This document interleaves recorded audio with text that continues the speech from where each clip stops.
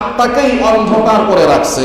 তিরমিজি শরীফের সহিহ হাদিস, ইদা আযনাবাল আব্দু, মানুষ যখন কোনো গুনাহ করে তখন তার কলব এটা অন্ধকারাচ্ছন্ন হয়ে যায়।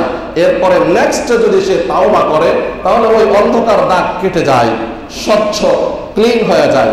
আর যদি সে একটা গুনাহ করে নেক্সট আরো একটা গুনাহ করে, করতে করতে তার ওই কলবের ওই অন্ধকার দাগটা এটা পাথরে রূপান্তরিত হয়। সুম্মা কাসাত কুলুবুহুম, তাদের অন্তর একেবারে পাথরে শক্ত হয়ে যায়। তাহলে ওই রকম লোক আর আপনাকে কি পরামর্শ দিবে? তার নজরে তো শুধু এই আসমানের নিচে যা আছে এটাই ভাসতেছে, সে তো এটার সফলতাকে সফলতা মনে করবে। সে তো আসমানের উপরে মাটির নিচের যে জগৎ আছে ওই আখিরাত নিয়ে তো সে ভাবতে পারে না। কারণ সে যদি ওই আখিরাতকে নিয়ে ভাবতো তখন সে তো ওই আখিরাতের জন্য নিজেও প্রস্তুতি গ্রহণ করত। সম্মানিত ভাইয়েরা, এই জন্য নেককার, দিনদার, পরহেজগার, মুত্তাকি ব্যক্তির কাছে পরামর্শ চাইতে হবে। 2 নম্বর বৈশিষ্ট্য হলো তিনি আমিন হতে হবেন, বিশ্বস্ত হতে হবেন। নিশ্চয় একজন মুত্তাকি তিনি বিশ্বস্ত হতে হয়। তার 3 নম্বর বৈশিষ্ট্য হলো খাবীরুন, অভিজ্ঞ ব্যক্তি হতে হবে। যেই বিষয়ে তার কাছে পরামর্শ চাইবেন সেই বিষয়ে যদি তিনি কিছুই জানেন না তাহলে কিভাবে হবে? এজন্য একজন অভিজ্ঞ ব্যক্তি যিনি ওই সম্পর্কে জ্ঞান রাখেন সেরকম ব্যক্তিদের কাছে পরামর্শ চাইতে হবে। সম্মানিত ভাইয়েরা, সময় আমাদের একেবারেই কমে যাচ্ছে। তো এই বিষয়ে আরো বিস্তারিত আলোচনা আছে, আমি সামনের দিকে চলে যাচ্ছি। একজন বেদিন বদ্দিনের কাছে পরামর্শ চাইলে অনেক ক্ষেত্রে সে আপনার চাইবে যে এই লোকটা পেরেশানিতে ঘুরপাক খাক, এরকমও হয়, কারণ আল্লাহর ভয় তো তার মধ্যে নেই। তাহলে যিনি পরামর্শ দিবেন তার এই বৈশিষ্ট্যগুলো থাকতে হবে। আর আমরা যারা পরামর্শ চাইব কারো কাছে, আমাদের কয়েকটি ত্রুটি দেখা যায়। 1 নম্বর হলো যে একজনের কাছে পরামর্শ চাওয়ার আগেই নিজেই সিদ্ধান্ত স্থির করে ফেলি, তাহলে তার পরামর্শ কোনো প্রয়োজন পড়ে না। 2 নম্বর, যে বিষয়টি যার কাছে গিয়ে পরামর্শ চাচ্ছি সেই বিষয়টি অঙ্খারভাবে তার সামনে তুলে ধরি না, শুধুমাত্র 2-1টা দিক, পজিটিভ দিক যেগুলো আমি পছন্দ করি সেগুলো তুলে ধরি, ফলে তিনি ভালো করে পরামর্শ দিতে পারেন না। 3 নম্বর হলো তিনি যে পরামর্শ দেন, পরামর্শ শুধু পরামর্শ, নির্দেশ না। অনেক ক্ষেত্রে তার পরামর্শকে নির্দেশ মনে করে, বলে যে এই কাজটা তো আমি অমুক হুজুরের পরামর্শে করেছি, অমুক হুজুরের নির্দেশে করেছি। এরকম বলা যাবে না। আমি এই কাজটা অমুকের সাথে পরামর্শ করেছি, এখানেই শেষ, কিন্তু তার নির্দেশে করেছি সেটা বলা যাবে না, বিশেষ করে যখন ব্যর্থ হয় তখন। এরকম ভাবে কোনো সমস্যা হইলে তখন দেখা যায় সব দোষ ওই যিনি পরামর্শদাতা তার কাঁধে চাপিয়ে দেন, এটাও করা যাবে না। বরং পরামর্শ করে কাজ করলে আল্লাহ তাআলা বিপদ থেকে বাঁচাবেন, এর অর্থ হলো হয়তোবা আরো বড় বিপদের সম্মুখীন আপনি হইতেন, এটা ছোটখাটো বিপদ। হ্যাঁ, এই জন্য পরামর্শ মাধ্যমে যদি কখনো কেউ ক্ষতিগ্রস্ত হয় তাকে ধরে নিতে হবে, এর চাইতে বড় কোনো ক্ষতি আমার ভাগ্যে ছিল, পরামর্শের কারণে আল্লাহ আমাকে হেফাজত করেছেন। সম্মানিত ভাইয়েরা, আমরা যদি রাসূলের জীবনের দিকে তাকাই, তিনি সাহাবীদের সাথে সকল ক্ষেত্রে পরামর্শ করেছেন।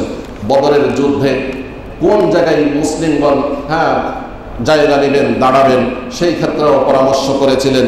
হযরত হাব্বাব ইবনুল মুনজির রাদিয়াল্লাহু তাআলা আনহু তিনি পরামর্শ দিতে গিয়ে রাসূলকে এইভাবে কথা বলেছেন, ইয়া রাসূলুল্লাহ, এটা কি আপনার নির্দেশ নাকি আপনি আমাদের কাছ থেকে মতামত চাচ্ছেন? রাসূল বললেন, মতামত চাচ্ছি। তখন তিনি বললেন, তাহলে আমরা এই জায়গায় না দাঁড়িয়ে ওখানে দাঁড়াইলে ভালো হয়।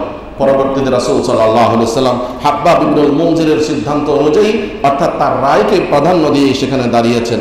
এরকম ভাবে উহুদের যুদ্ধে আপনারা জানেন কিছু কিছু সাহাবীদের রায় ছিল মদিনার ভেতরে থেকেই যুদ্ধ করবেন, কেউ বলেন যে না, মদিনার বাহিরে গিয়ে আমরা জিহাদ করব। আল্লাহ রাসূল সাল্লাল্লাহু আলাইহি সাল্লাম মদিনার বাহিরে গিয়ে পরবর্তীতে জিহাদ করেছেন। এইভাবেই অনেক ক্ষেত্রে সাহাবীদের, যেমন হুদায়বিয়ার একটি ঘটনা, হুদায়বিয়ার ক্ষেত্রে যখন ওসমান গনি রাদিয়াল্লাহু তাআলা আনহুকে হত্যা করার একটা দুঃসংবাদ চলে আসলো, কাফেররা যেতে দিচ্ছিল না, তখন হুদায়বিয়া নামক স্থানে তারা অবতরণ করেন। রাসূল বলে দিয়েছেন যে আমরা আজ বছর আর যাব না, চুক্তি সম্পাদিত হয়ে গেছে, আমরা এখন ফেরত যাব, আগামী বছর এসে ওমরা কাজা করব। সাহাবায়ে কেরাম এই অবস্থাতে তারা পেরেশান অবস্থায় আছেন। রাসূল সাল্লাল্লাহু আলাইহি ওয়াসাল্লামের কাছে রাসূলের সহধর্মিনী উম্মে সালামা রাদিয়াল্লাহু তাআলা আনহা এসে বললেন, ইয়া রাসূলুল্লাহ, এই পরিস্থিতিতে আপনি আগে নিজেই আপনার পশু জবে দেন এবং আপনি মাথা হলক করে ফেলেন, অর্থাৎ আপনি হালাল হয়ে যান। রাসূল স্ত্রীর পরামর্শ নিয়ে কাজ করলেন।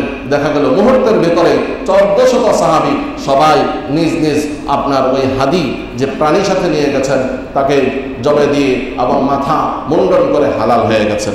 তাহলে এখান থেকে আমরা বুঝতে পারি পরামর্শের গুরুত্ব।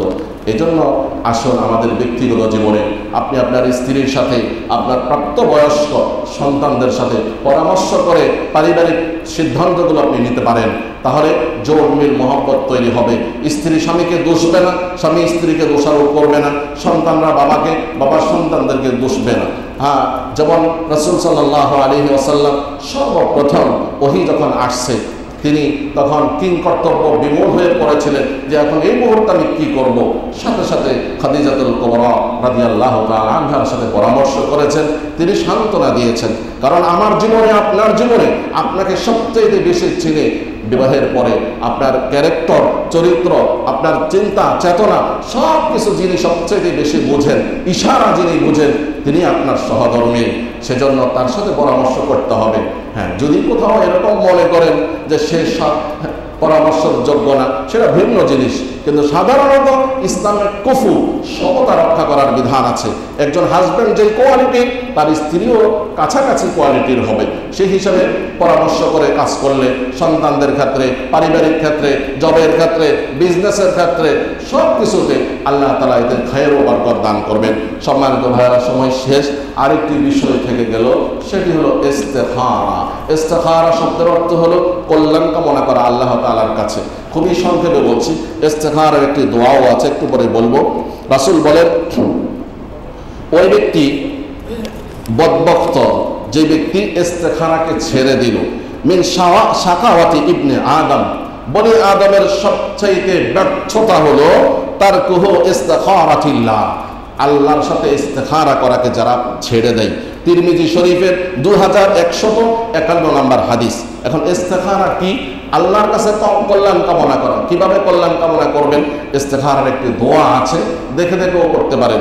সেই দোয়াটি পাঠ করে নিয়ম অনুযায়ী কয়েকবার দুরূদ শরীফ ইস্তেগফার পাঠ করে দোয়াটি আপনি পাঠ করলেন। পাঠ করার পরে স্থির হবেন। দোয়ার মধ্যে যে বাক্য আছে তার অর্থ হলো এরকম, হে আল্লাহ, আমি এই কাজটি করতে ইচ্ছুক, এটি যদি আমার জন্য কল্যাণকর হয় আপনি এই কাজটি আমার জন্য সহজ করে দেন, আর যদি এই কাজটি আমার জন্য ক্ষতিকর হয় তাহলে আপনি এই কাজটি আমার জন্য কঠিন করে দেন এবং আমাকে এই কাজের খারাপি থেকে দূরে সরিয়ে রাখুন। পুরো দোয়ার সারমর্ম হলো এই। তো এই অর্থগুলো বুঝে আপনি যখন এই দোয়াটি পাঠ করবেন, কিছুক্ষণ আপনি চিন্তা করবেন, তারপরে আপনার মাথায় যা আসবে সে অনুযায়ী আপনি কাজ করেন। যদি ওই সিদ্ধান্ত অনুযায়ী কাজ করে ফেলেন, আল্লাহ তাআলা আপনাকে বঞ্চিত করবেন না। আর যদি আপনার মনে হয় যে না, এখানে আমার ভালো লাগতেছে না, আপনি ফিরে আসবেন, কাজ করবেন না। সম্মানিত ভাইয়েরা, কোনো কিতাবে লেখা আছে যে আপনি ওযু করবেন, তারপরে সালাত 2 রাকাত সালাত আদায় করবেন, তারপরে এই ইস্তেখারার দোয়াটি পাঠ করে আপনি ঘুমিয়ে পড়বেন। রাত্রিবেলায় কিছু স্বপ্নে দেখতেও পারেন, নাও দেখতে পারেন, এরকমও করতে পারেন। আর যদি সময়ের স্বল্পতার দরুন শুধু দোয়াটি পাঠ করবেন, তারপরে আপনি চিন্তা করবেন, এরপরে আপনি ডিসিশন নিতে পারেন। একটা হলো প্রথমত মানুষের সাথে, বিজ্ঞজনদের সাথে পরামর্শ করা, পরিশেষে আল্লাহ তাআলার সাথে পরামর্শ করে আপনি যখন যে কোনো বিষয়ে সিদ্ধান্ত নেবেন, ইনশাআল্লাহ তাআলা আল্লাহ তাআলা আপনাকে ব্যর্থ করবেন না, সফল করবেন এবং এই কাজে আপনি লজ্জিত হবেন না, আপনি সাকসেসফুল হবেন এবং আপনি প্রশংসিত হবেন। সম্মানিত ভাইয়েরা, এই বিষয়গুলোতে যদি আরও কিছু জানার প্রয়োজন থাকে, অবশ্যই আছে, আপনারা হক্কানি রব্বানি ওলামায়ে কেরামদের কাছে শরণাপন্ন হয়ে তাদের কাছ থেকে এই বিষয়গুলো শিখে নিলেই ভালো হয়, কারণ এখানে বিস্তারিত আলোচনা করা সম্ভব না। সম্মানিত ভাইয়েরা, আসলে আমরা আজকে আমাদের আলোচ্য বিষয় ছিল যে দ্বীনি এবং দুনিয়াবী কাজে সফলতার জন্য আল্লাহ তাআলা আমাদের মাঝে দুটি ব্যবস্থাপনা দিয়েছেন। একটি হলো পরামর্শ, আরেকটি হলো ইস্তেখারা। কোন মুমিন এই দুই হাতিয়ার, এই দুই অস্ত্র, এই দুই ডানা ব্যবহার করে যখন চলবে, তার জীবনে ইনশাআল্লাহ ব্যর্থতা আসবে না, তার জীবনে সবসময় সফলতা আসবে এবং সবসময় সে কারো নিন্দার শিকার হবে না, কারো নিন্দার শিকার হবে না, সবসময় মানুষের প্রশংসা পাবে। আর যে ব্যক্তি ভালো কাজ করার কারণে মানুষের প্রশংসা পায়, এটার অর্থ হলো আল্লাহ তাআলা তার উপরে সন্তুষ্ট আছেন, বিধায় সে মানুষের প্রশংসা পাচ্ছে। কোরআনুল কারীমে সূরা মারিয়ামের মধ্যে আল্লাহ তাআলা বলেন, যেই ব্যক্তিকে আমি ভালোবাসি আসমানের ফেরেশতাদেরকে বলে দিই, দুনিয়ার ফেরেশতাদেরকে বলে দিই, দুনিয়ার মাখলুককে বলে দিই অমুককে আমি ভালোবাসি, তোমরাও তাকে ভালোবাসো। তো এই আয়াত প্রমাণ করে ভালো কাজ করলে অনেক সময় মানুষ প্রশংসা করে, এটা অনেকেই এটাকে নেগেটিভ দৃষ্টিতে দেখেন। না, আপনি যদি সৎ, আপনি যদি একনিষ্ঠ, আপনি যদি সঠিক হয়ে থাকেন, এরপরে যদি কোনো প্রশংসা চলে আসছে ফামিন আল্লাহ মনে করবেন তা আল্লাহ তাআলার পক্ষ থেকে আসছে। আসলে আমরা আমাদের জীবনের প্রত্যেকটা কাজে যেন রাসূলের এই সুন্নতগুলোকে বাস্তবায়ন করতে পারি, রাসূলের আদর্শ অনুযায়ী যেন আমরা চলতে পারি, তাহলে ইনশাআল্লাহ আমরা সফল হব এবং আমরা সবসময় সাকসেসফুল হব। আল্লাহ তাআলা আমাদের সবাইকে প্রতিটি কাজে পরামর্শ এবং ইস্তেখারার মাধ্যমে কাজগুলো করার জন্য তৌফিক দান করেন, আমিন। ওয়া আখিরু দাওয়ানা আলহামদুলিল্লাহি রাব্বিল আলামিন। যারা সুন্নত আদায় করেননি সুন্নত আদায় করে নেন।